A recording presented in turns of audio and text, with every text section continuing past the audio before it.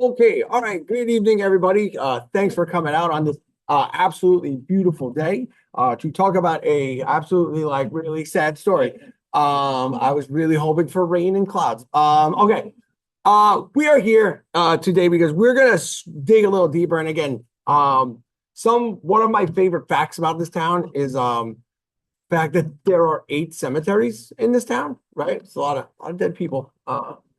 People are dying to get in here. All right, but okay, enough cemetery puns. All right, but with the fact that we are home to 8 cemeteries, we are going to be home to a lot of interesting burials, right? And we get the privilege to go to Grove Church Cemetery. If you guys were able to go to one of those, back in October, a couple of years ago, and we get to see some of the earliest graves in the town, and we get to see and hear about some kind of famous people who are buried there, and see all these interesting things that go on in the cemetery.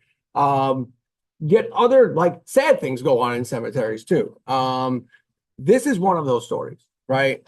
Today we're going to talk about how a fire in Hoboken in 1900 will turn into one of the greatest disasters in Hudson River history, and how North Bergen will play a key role in it because we will be the burial site for the over 150 people who will die in this disaster.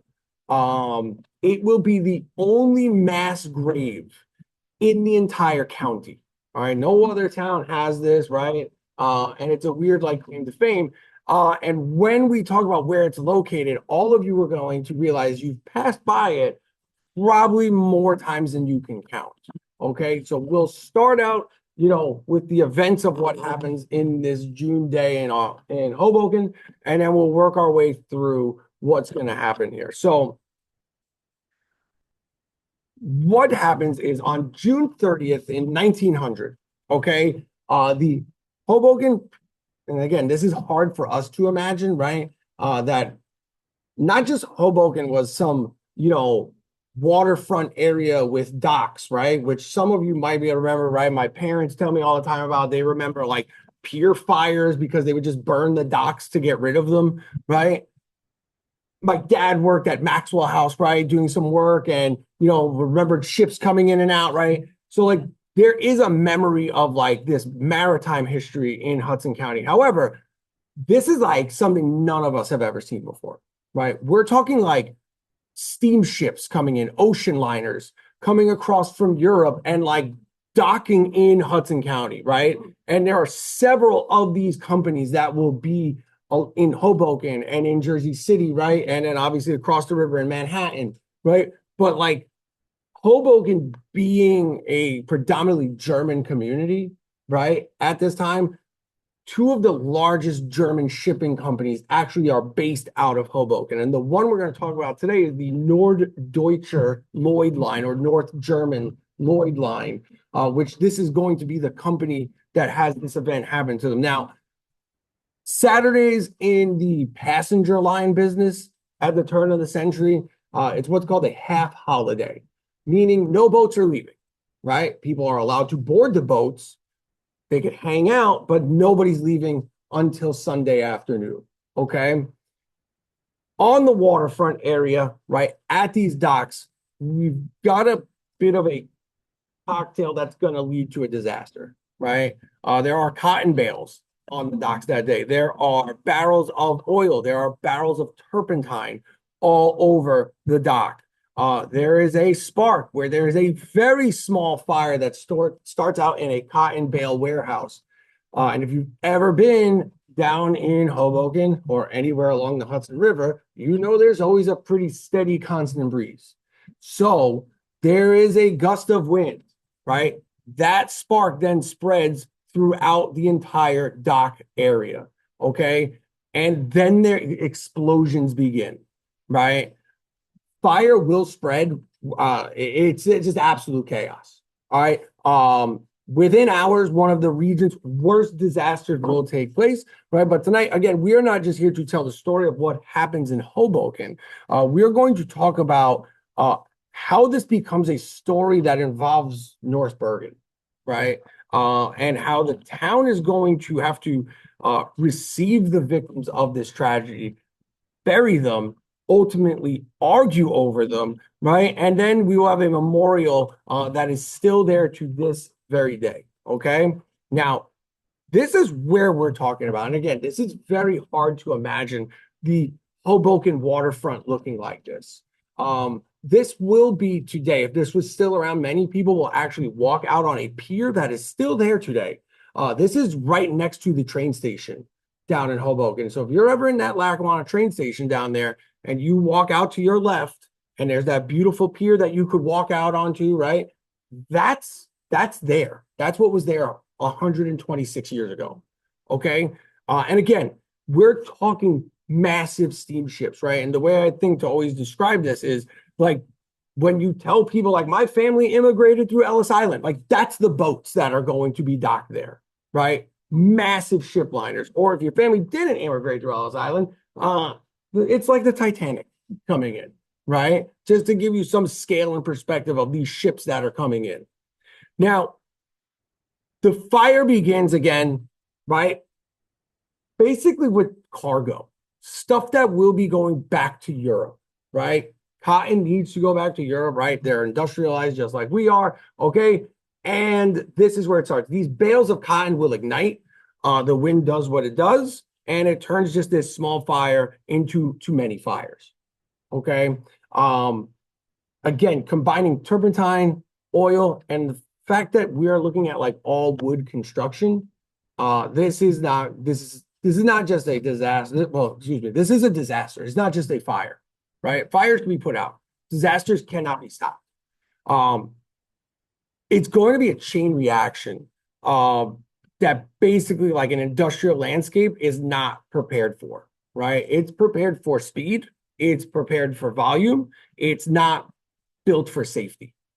Okay. And again, like when I'm doing this, right, and like it's weird because like I work with a bunch of kids who like are in vocational programs and they're all like OSHA certified, right? So like I have to know what OSHA is. And then like doing this, I'm just like so bugged out. Like I'm like, wow, there was just zero foresight on any possible thing that could go wrong. So like this is going to be bad. Now, the images we have, again, there's no images of what goes down because it is pure chaos, right? What we're left with for like trying to understand what goes on is these sketches that get turned into like postcards. So they were weird back then. But right, we have these postcards that are left, and then we're gonna have aftermath images. Okay, so here is a postcard that shows the ship, right? The wrecks of the Maine and the Bremen, right, being put out by tugs in the Hudson, right? Again, more imagery of just the chaos that's going on as these ships are burning, right? The boats will be, and we'll talk about it, like the boats, in order to just like save them, they made a business decision on the docks and they cut the mooring lines. So these boats just start drifting off into the Hudson River on fire, right? Nobody's in charge, nobody's in control. These things just start drifting, okay? That is the Bremen as she's listing over. All right, now, what we get is this before we get to some of the other images, right? The boats in question are going to be the Sal, the Bremen, and the Maine. And the way they are described is gutted and burned to the waterline. All right, the Sal will become the like symbol of horror from this event, right? It's burning. It's just drifting down the Hudson River. And there are people on board, okay? The Bremen just is like burning. Like there is a real fear that the Bremen is going to sink. And the Maine survives long enough, but like it's just left to smolder as it's like running aground near Liberty State Park. Again, this is the kind of fire where like the river is going to become a key focal part of the story because the witnesses there are going to say like, people were jumping off the boats, like into the Hudson, right? There are people drowning out there, right? And like there are victims that are floating across the river into Manhattan. So this is like literally hell on the river, okay? There is nothing that is going to prepare anybody there for this. Now, these are the actual images that will come afterwards, right? The sail is just kind of drifting, floating. The Bremen fully listed over. All right, as they get closer, you can see the char marks on the boats, right? These are both of the Bremen, and all the rescue missions are done by like guys in rowboats, right? Like the tugs are too busy putting the fires out. They're trying to push the boats back to shore, right? So it is just people jumping in rowboats and heading out into the middle of the Hudson River. This is probably the most famous image, right, of the both boats being pushed in and trying to be put out. And now the image is from far away. The fire could have been seen pretty much from anywhere in Hudson County, right? The image on the left would put us up on the Palisades in Jersey City. And the image on the right is from Hudson Street and First down in Hoboken. So this thing does engulf, like you can see this thing 4 miles. Okay, this is a huge deal. Now, we're going to go forward to go backwards a little bit, right? But by July 5th, multiple reports are saying that 130 bodies have been recovered, right? From the river, right? From the wreckage. By July 5th, they add on another 37 people, okay? And they all report that more are expected to be recovered. So now these numbers matter because it becomes like the pivot in the story, right? And at a certain point, the crisis stops being just rescue, right? This now is a logistics problem, okay? Where do you bury 130 people, right? Let alone 130. Where do you bury 150, right? And we're going to add more. Where are we putting these people? Okay, now the problem is going to come. Hoboken can't figure this out. Hoboken, number one, has no cemetery, right? And when you look at the landscapes of the cemeteries in North Bergen, Hoboken Cemetery is one of the smallest ones, okay? So this is a huge problem. Now, again, this is not unusual, right? And again, this is why North Bergen has so many cemeteries. We are not an industrial city, right? Most of us have some memories of like Tunnelly Avenue being industrial, right? Parts of downtown North Bergen being industrialized, but we are very late to the game, right? Hoboken's an industrial city. Clearly, Jersey City is, right? The Weehawken waterfront is. West New York's even one. Union City is one. We're more like the country, right? Hard to believe, right? But these cities don't have room, which again, that's why Hoboken Cemetery is in North Bergen. That's why Weehawken Cemetery is in North Bergen, right? Palisade Cemetery more or less should have been called Union City Cemetery because that's who's mostly buried there is residents of Union City, okay? So as the dead begin to accumulate, Hoboken's got to figure out what to do. All right, which means we are going to have the story start to cross municipal lines now. And the story's got to come uphill to us. They've got to come to North Bergen. Now, the morgue that is going to undertake this, right, is going to be Hoffman's Morgue. It's no longer around. It's the address today will be 610 First Street down in Hoboken. Everything ran through them. So everybody made its way there, right? And that's where the identifications happened or not, right? Because again, some of these people, they're not from Hoboken, right? These are people who were going back to Germany, right? Or back to some other stop in Europe. So these were visitors, right? That this is happening. So they're collecting rings, clothing, any personal effects that are being salvaged from the fire. All right. Some relatives will claim the bodies, right? Many don't go unclaimed, right? Or they are labeled as unrecognizable. And then the papers will pretty much lay out what's going to happen is that the shipping company takes responsibility for everything, right? Which at this time and place in history, it's very rare for a company to take on something like this. They usually would have tried to pass it on to the town, right? And say they failed somehow, but the evidence is just mounting against them. There's just too much. They will take on all responsibility for burial costs, right? Not a charity, not the town, right? The company. So now this kind of turns into an even bigger story because like this shipping company still exists today, right? So again, they are still around. All right.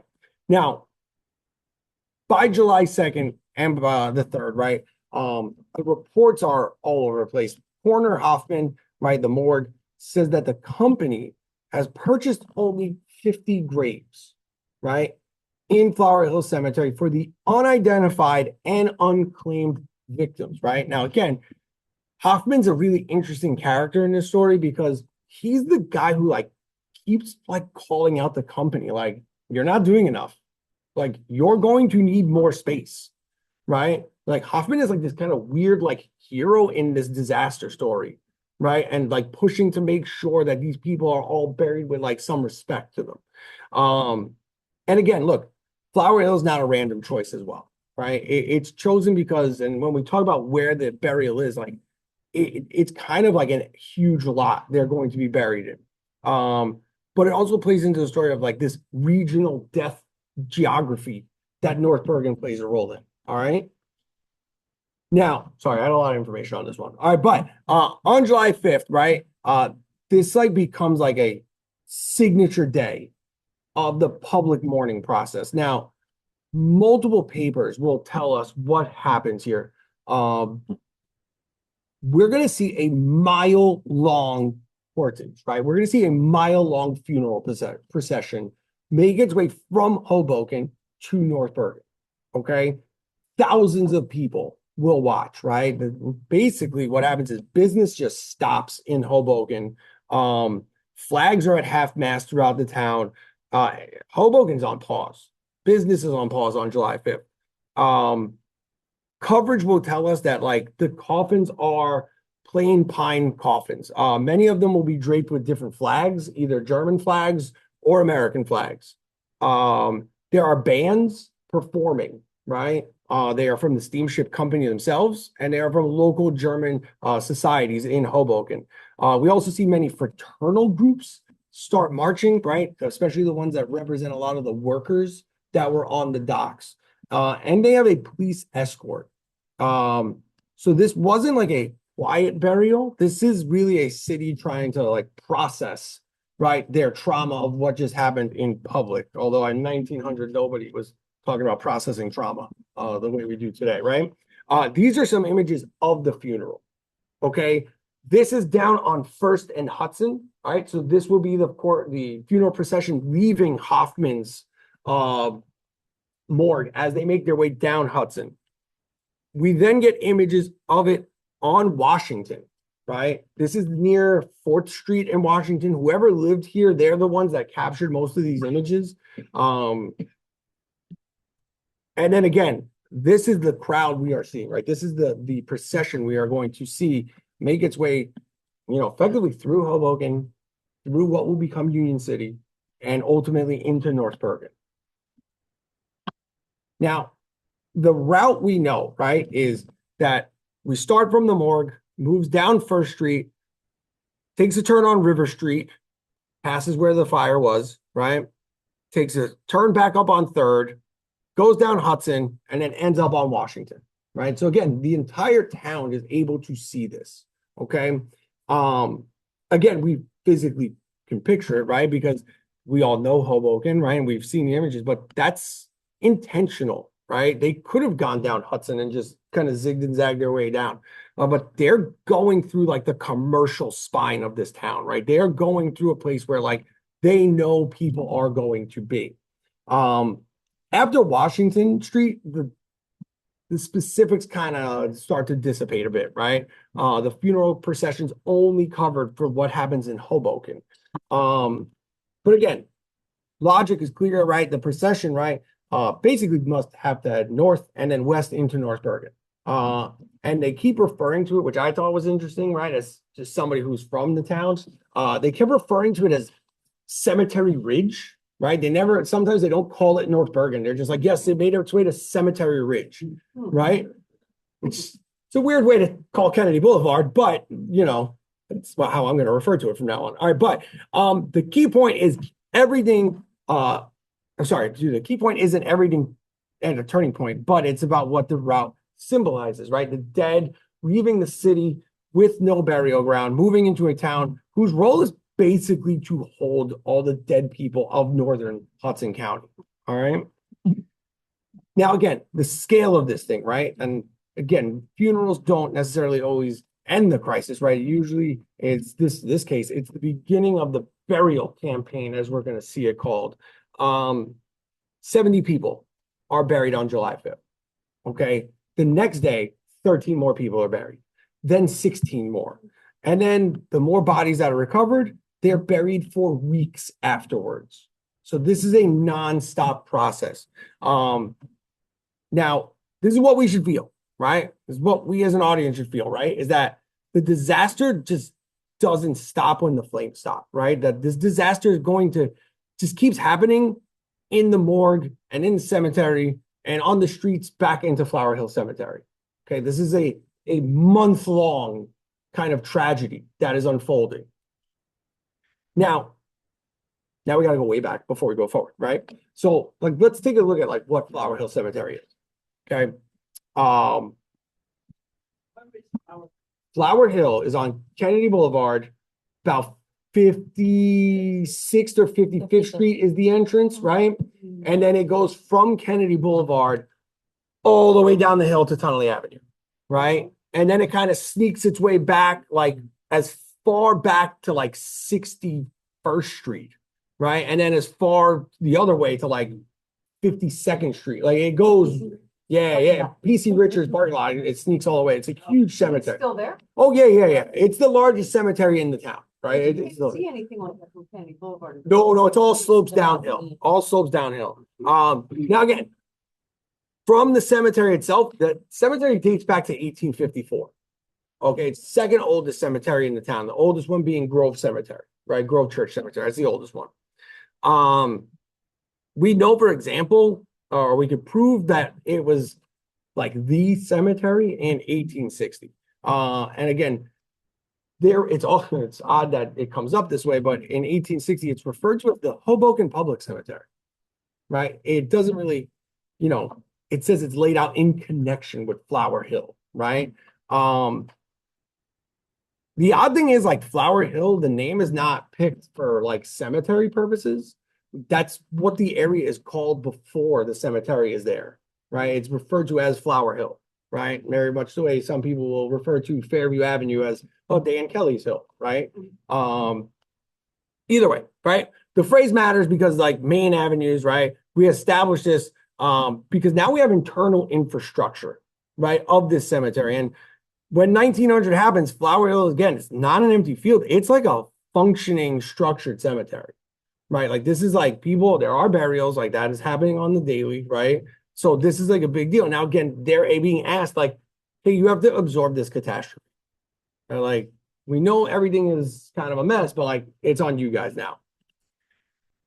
So what happens is this: the reports will describe the burial, right? And we get the plain pine coffins, right? They move by draped truck, right? The burials are very formal. Okay, we're talking German Protestants, right? Very by the book. Okay, there's prayers, there's clergy, and there's societies, right? And then some of the burials are just burials, right? Especially the further we're getting away from this. And the language starts to change. There's bodies beyond recognition. These are the burials that are happening towards the tail end, right?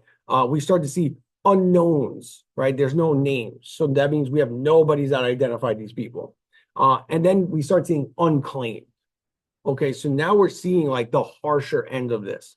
And again, this is where the burials kind of stop being this personal thing and like it becomes municipal now, right? So what we're going to see is North Bergen has to kind of step in and act as a regulator at this point.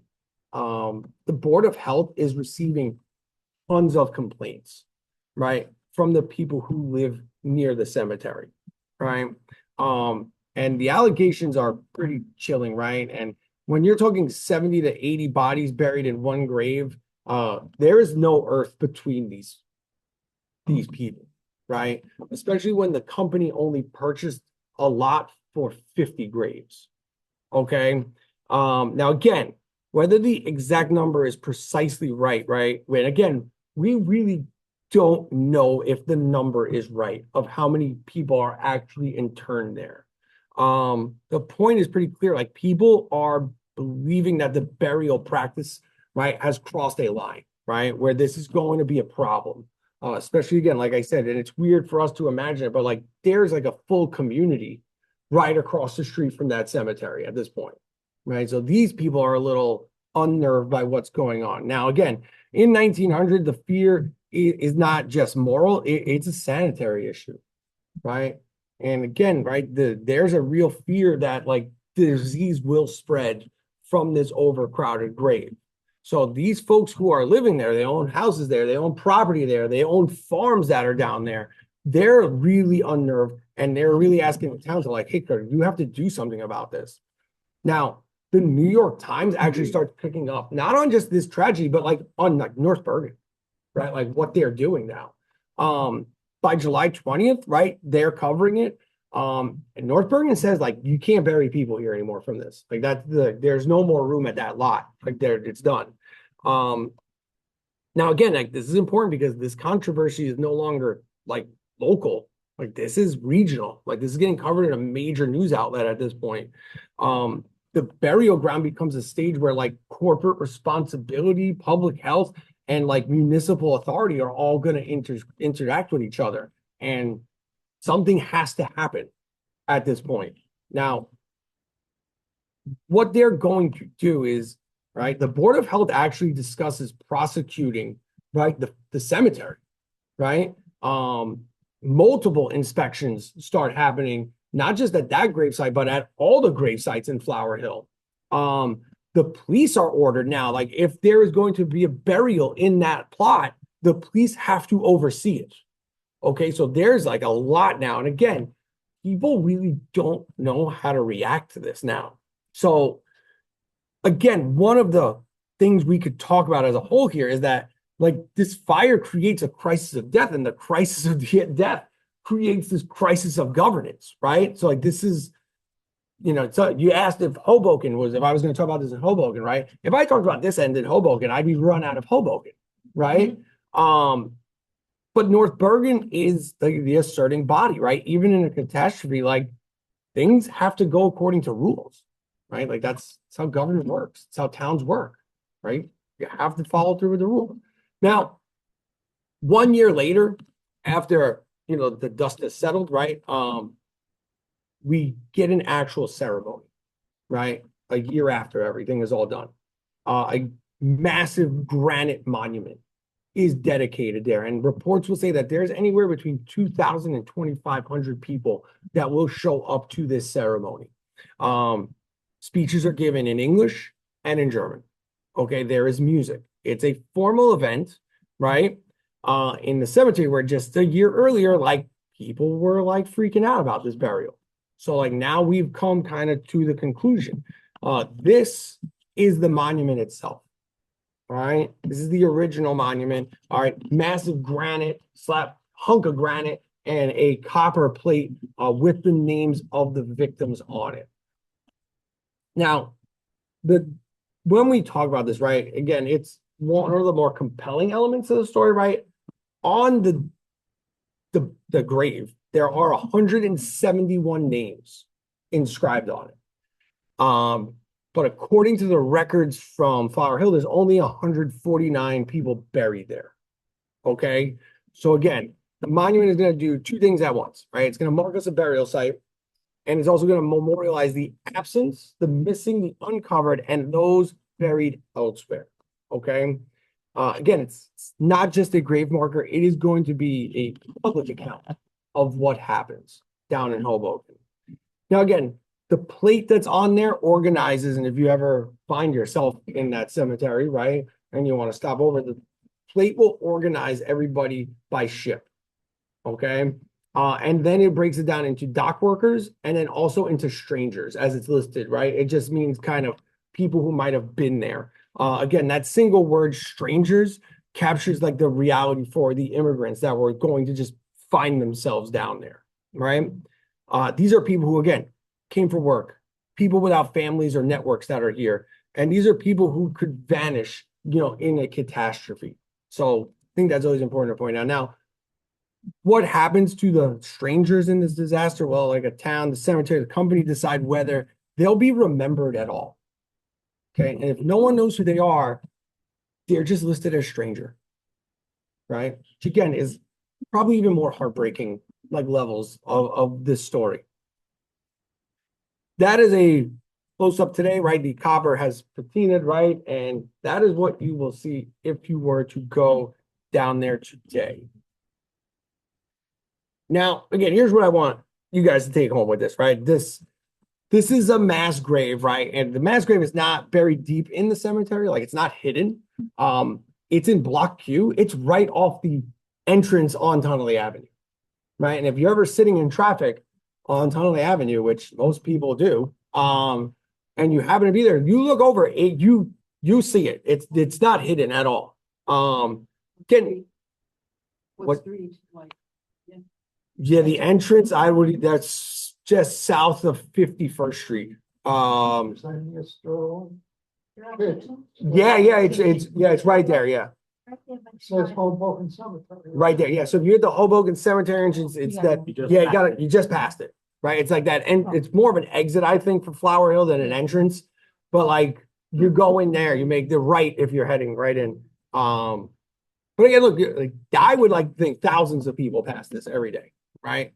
And most people have no idea what they're driving past, right? They have no idea that this is a defining tragedy, right? That is going to reshape, like, the construction of ships will change because of this.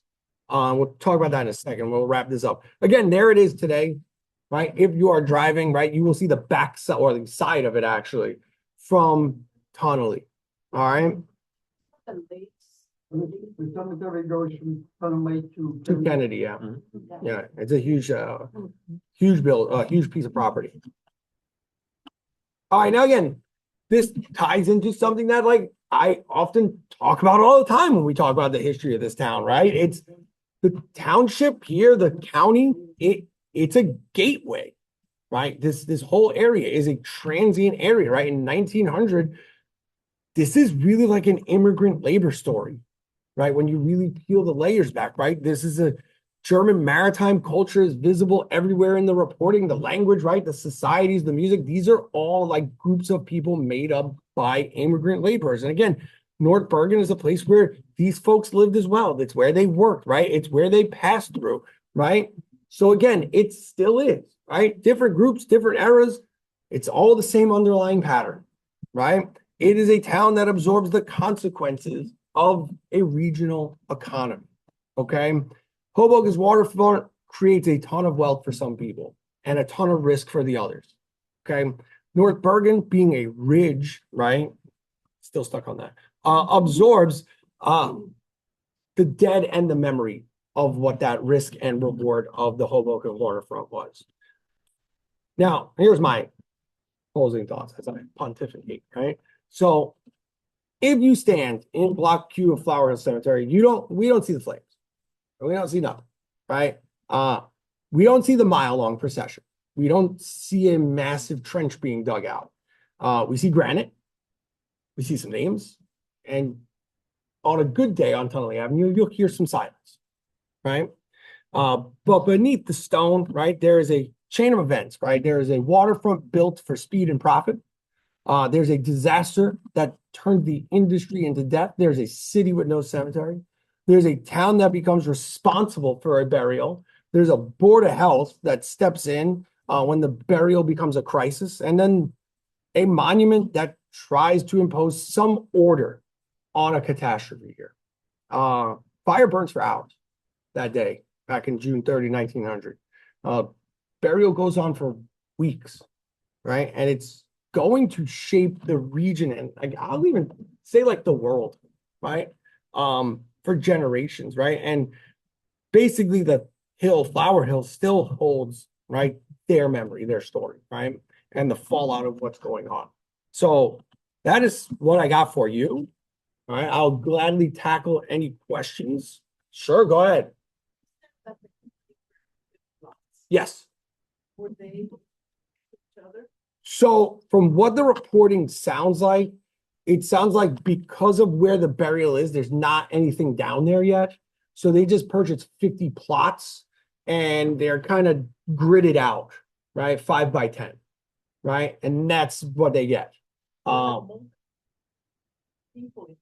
will stack them because. So that's that's why the town starts to, or the folks in North Bergen start to get upset because they're watching the first burial, and then like the next day the grave is redug again, and then it's redug again, and they're like, "Whoa, wait a minute! Like you're stacking them, and now like not that the people down there were experts in grave bury like digging, right? But like they're probably seeing like that's really close to the surface, like that's not that far down, and again like."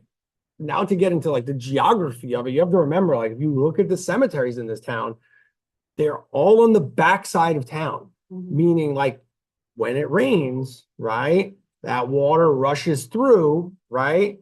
There's never the folks that are living on the other side of Tunnelly, right? Even though they own their property, it's not exactly the ideal property to be purchasing.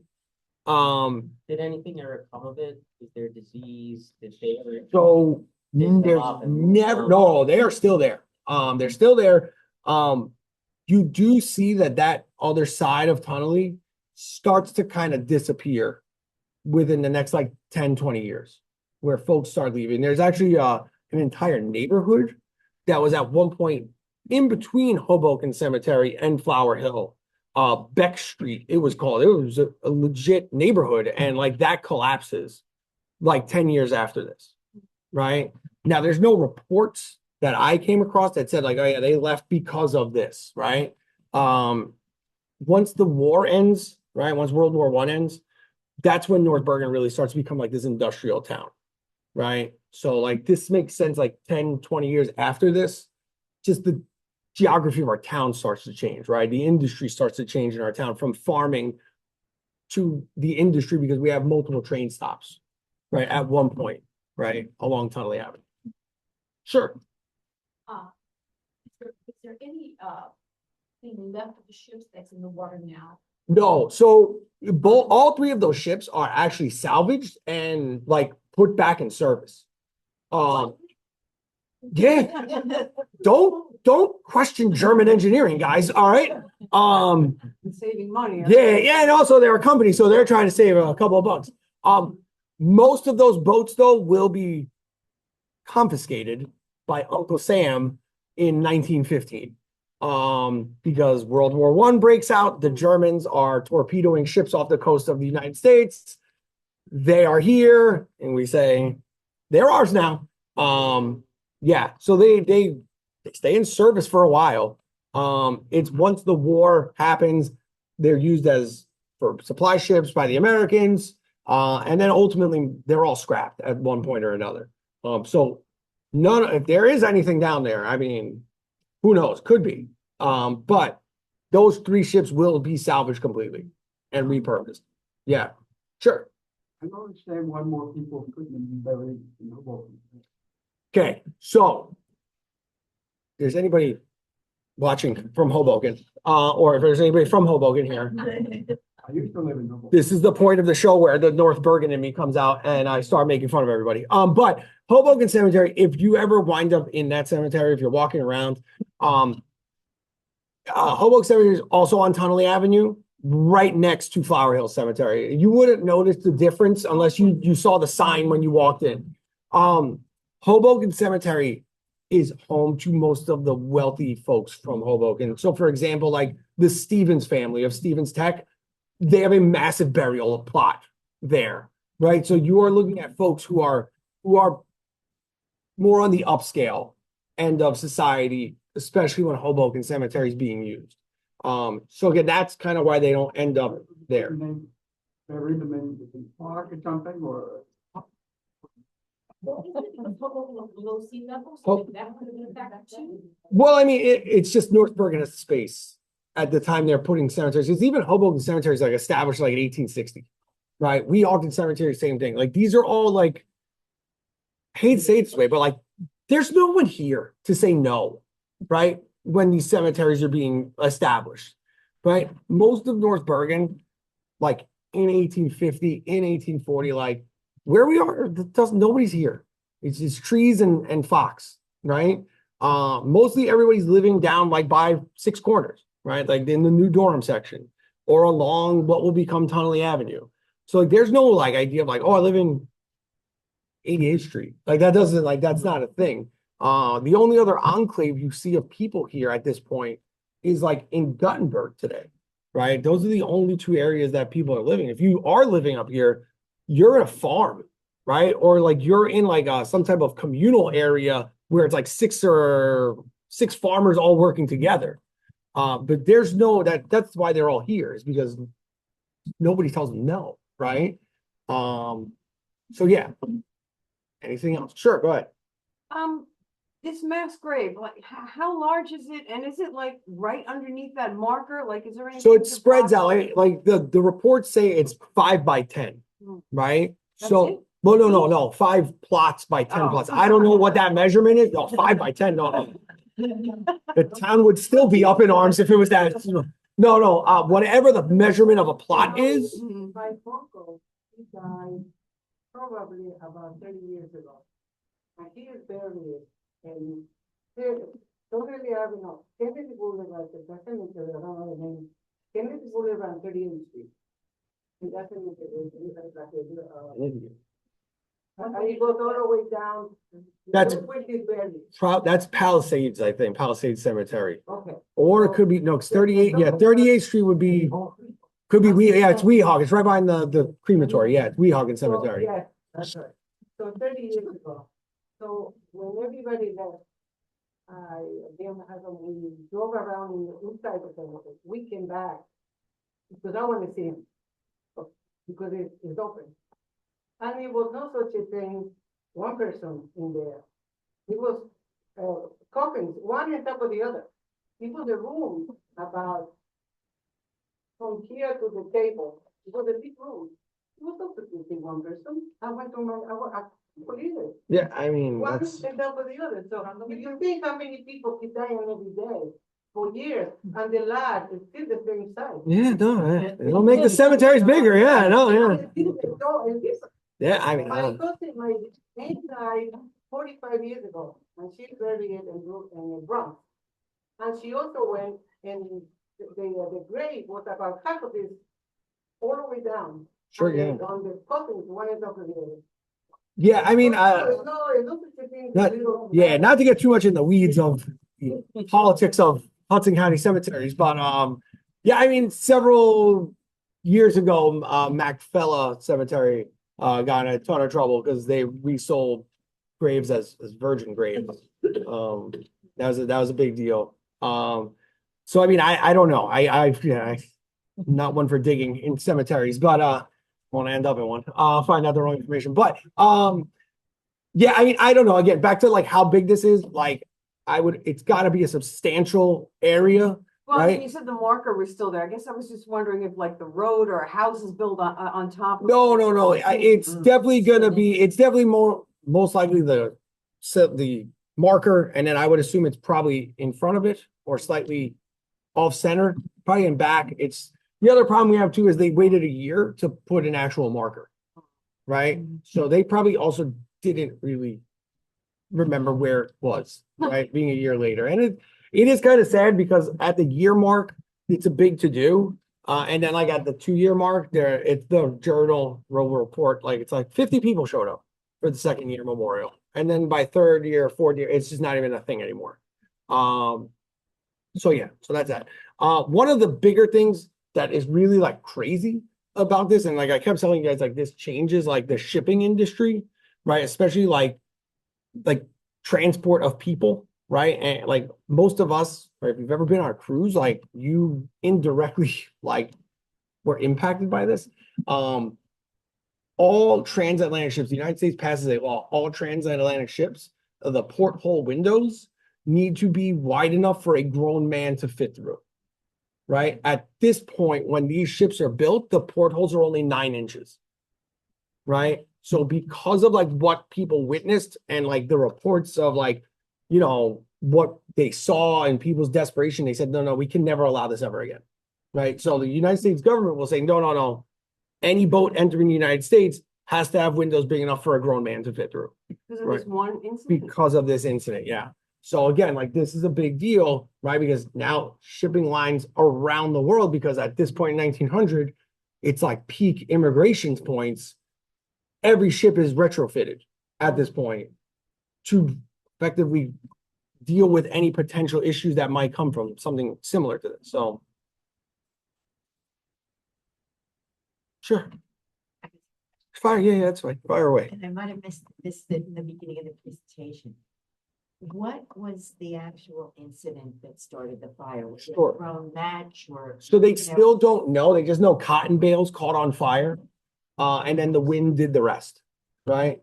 It spread it into like barrels of oil and turpentine and the wooden docks and just being June in Hudson County, right? It was dry. So that's kind of, we don't know. There's no story of like, it would be nice, I think, for this story to be like, yeah, Joe Schmo was smoking a cigarette and like flicked an ash and like caused this whole problem. So we could blame somebody, right? But I think that's also what layers this into like this bigger like tragedy is that like there's really nobody to blame, right? It's just like a freak accident that kind of just spun completely out of control. Were those wooden ships? No, these are all steel and iron construction hull, right? So you'd have wood floorboard, like decking, but everything is for the most part steel. When they got the complaints about the bodies and things like that, did the town do anything additional, like bring in extra dirt or? No, the anything town like was that? just like, you need to figure this out. Because again, Flower Hill is its own corporation. So they're like, if you're going to tackle this and you're going to be paid to take care of this, like figure it out or we're going to stop you from doing this. So again, like it really just turns from like this story of like horror to like boring governance, right? Like it turns into just like a town meeting gone sideways, right? And that's really all that comes down to. When did they start cremation? Okay, so cremations, this is like weird that I know this off the top of my head. Cremations will start in North Bergen, yeah, in 1907. Yeah, it will start in 1907, right on Kennedy Boulevard, right to the left of Town Hall if you're standing in front of it, at the New York, New Jersey crematory. Yes. Yeah, where the Becker's Castle was, right? It actually starts under Becker. He's going to be the first one to start doing them. So in 1907, that's when we first officially do cremations in the northern end of the county. Sure. Most ships don't they have a registry of the people who are on the ship? Correct. So is that utilized? So we don't have registries because most of these people are boarding like free will at this point. Like it's hard to imagine, especially in today's world of like security checkpoints and things like that. But like you're not getting manifested until the boat is about to leave. So the fact that it's a Saturday, nobody's leaving, you're free to come and go as you want. So there are like, and again, when this happens, there's like all these crazy like stories that come out of like, and there was a church group of children on board. And like, it's like, no, there wasn't. Like, there's all like these wild stories about people on board. Like, the one was like, oh, there was a group of nuns who were administering help. And it was like, the town of Hoboken is like, is that true? And then the church has to make it. No, like our people are all here, right? Like nobody's on board. So like that's the whole thing with this story too, like which leaves a lot of questions. Like if you really like start digging into it, is like who's actually there, right? And again, if you're people who are not from here and you're traveling back home, there might not be anybody to say like, oh yeah, he was on the boat, right? So again, that's like a whole other thing where the manifest. If we had one, it'd be great. But no. So, well, the Titanic's registry goes down with the ship. The registry we have of the Titanic survivors actually comes from the Carpathia, the rescue ship. They will actually document who they survived, who they picked from the water, right? And then a lot of the other folks that we have to fill in the gaps from, it's just families who would contact, because they're with the Titanic, very much like this. There's a massive court case that follows. So people said, no, like Uncle Joe was on the boat and he's gone now. Like, so like, that's why we know a lot of the people, but most of Titanic's records, are backed from the rescue mission.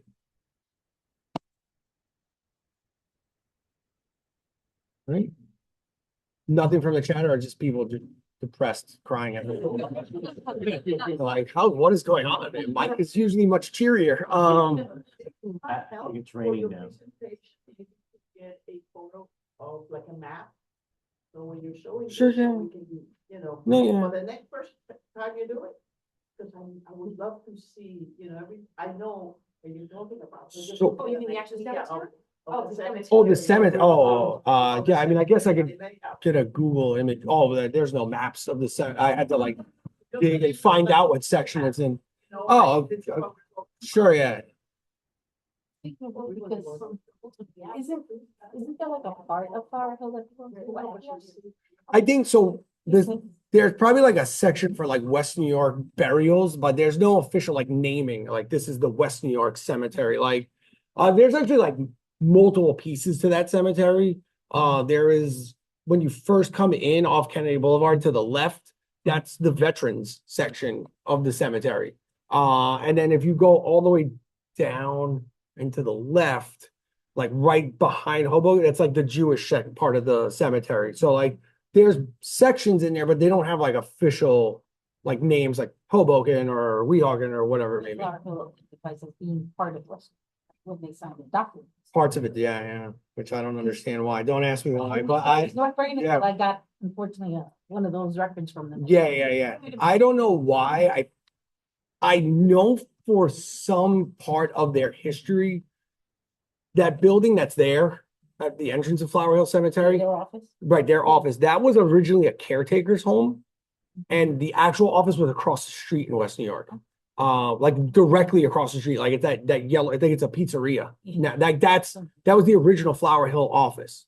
So I think it might have to do with maybe like where they're incorporated, that they just never really changed.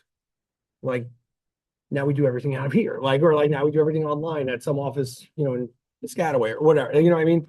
So I think that's maybe why you still see a lot of like West New York on there, is just because they probably just never changed any of their paperwork. The lot, I know you said that when Logan to West New York, were those lines drawn, were those towns? Yeah, they're completely fenced off. Yeah, the cemeteries are all fenced off. Yeah, no, there is clear like delineation marks. Towns were established, fairly established. Oh, we're talking about the towns. Towns, yeah. Yeah, by 1900. Oh, yeah. At 1900, the only towns that don't exist that we know today, Secaucus doesn't exist. It's still part of North Bergen. And Union City is two different towns. It's West Hoboken and Union Hill, right? So those are your two towns. Correct. Yeah. West New York, Union City was two towns up until 1926. And then West New York became a town in 1898, right? And then they were something else, and then they became West New York. Like they're a whole headache over there in West New York.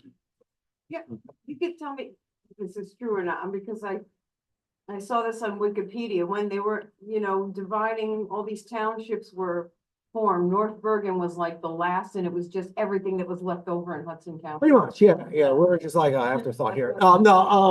Yeah. So like, not to get too lost in this one, but like the Dutch show up. All of Hudson County that we know, Hudson County and Bergen County are one town.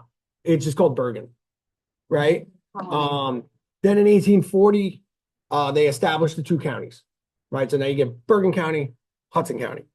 3 years later, Jersey City throws a temper tantrum and says they want to be their own town, right? So they say, okay, go ahead, you can be your own town.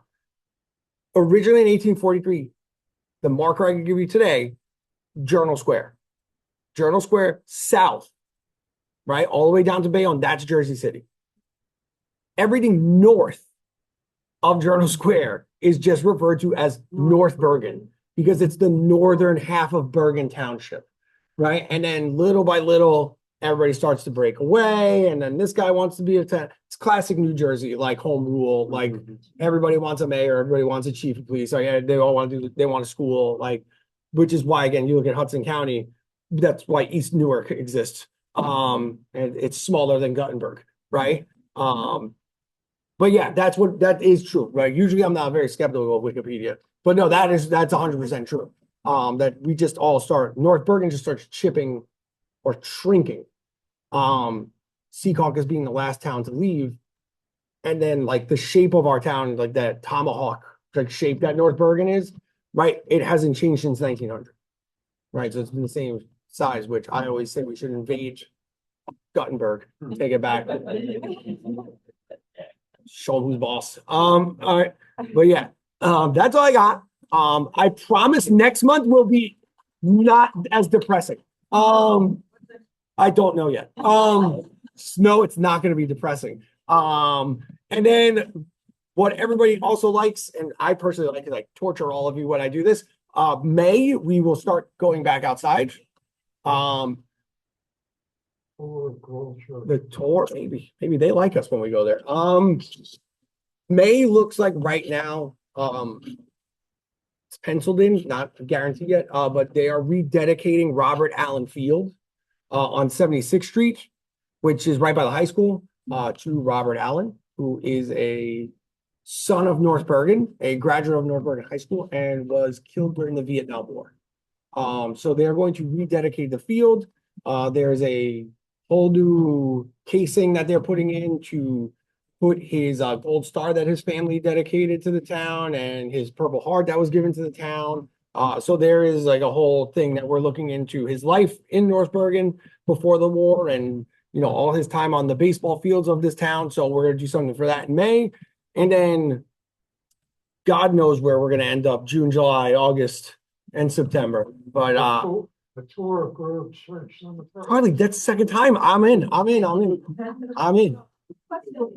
all on cemetery. What do you think about the one that's by the under the bridge, you know, that little tiny cemetery that, you know, Under the bridge. okay, the Palisades, Yes. where they have all those marinas.